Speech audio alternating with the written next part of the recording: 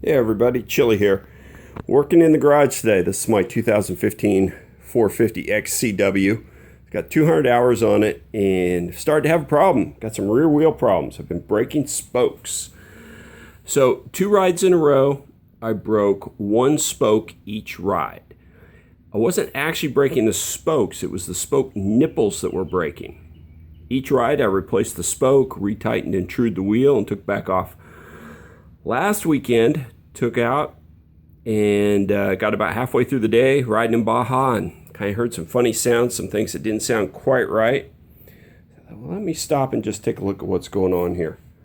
I had broken 4 spoke nipples in a row on the same side.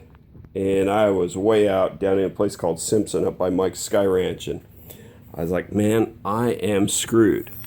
Fortunately, I was able to nurse the bike out to the pavement and ride it back okay, and no big deal. So I'm in here today basically re-spoking the entire wheel.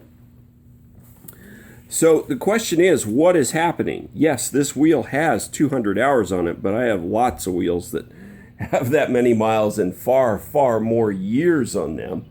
I have not had any kind of systemic wheel problem on a KTM since 2003 when all the spokes were bad. Let's take a quick look here. So what I'm doing is I'm putting old spokes that I'd actually salvaged on another wheel in this, and it's just what I've got laying in the garage here. I've got a whole wheel's worth of spokes, so I'm just going to put them in. What you can see here on the left is the old spoke. It's slightly larger in diameter, but then you can see the difference in the length. When we look at the current spoke nipple, see if that'll focus on that. Pretty big void in there compared to the old style that has threads that go right to the end. Here is what was actually happening. Check that out. So there are 5 broken nipples. All broke exactly the same way, exactly the same spot. I'm not sure if that'll focus well. Pretty obvious to me what I think is going on. So here we have an old style spoke that's been inserted. You can see that the spoke itself comes almost flush with the top of the nipple there. If we take a look at one of the stock ones, you see how much void there is, and that the spoke itself is just barely protruding into the wheel. It's almost flush with it. Again, you can see how big that void is. And I think what's happening, there's an old one, actually a couple of these are almost long. I may actually grind them off just a little bit. I think what's happening is that at a certain age and time, these are just starting to break simply because there's not enough strength right there. The spoke is just barely reaching the inside the dish of the wheel, and over time it's just flexing a lot more than this old style that has a lot more threads holding it right there. That flex is ultimately breaking the relatively lightweight spoke nipple because there's enough room for it to move around there. So, not real wild about it. I'm kind of bummed to have to be relacing this whole wheel. It was so out of true, you couldn't believe it. I wasn't sure if I was going to be able to save it.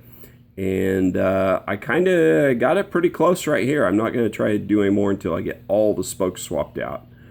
Some of these were actually so tight that around the edge of where I had been riding the broken spokes that they wouldn't come out. They had so much tension on them. They just round over the nipples. I was trying to take it out. So I've been cutting a couple out with the angle grinder. So much tension on these around the broken ones that they're literally shooting all the way across the room, both ends, one way and one the other way, as I cut them out. Pretty wild. So safety glasses and keep everybody else out of the room. So there you go. Kind of bummed to have a problem with my wheels here, but you know, we've had a lot in general. KTM wheels have been built really well, but I think there are probably some issues catching up with them as they're starting to really take more and more weight out of these motorcycles. It's going to be inevitable that we're going to have some things like this pop up. So if you have a high mileage wheel on a late model bike, you might keep an eye out for that. If you have the same thing happen, if you break one, they're all going to break. So just plan on getting the whole thing repaired. All right, thanks for tuning in. We'll talk to you later.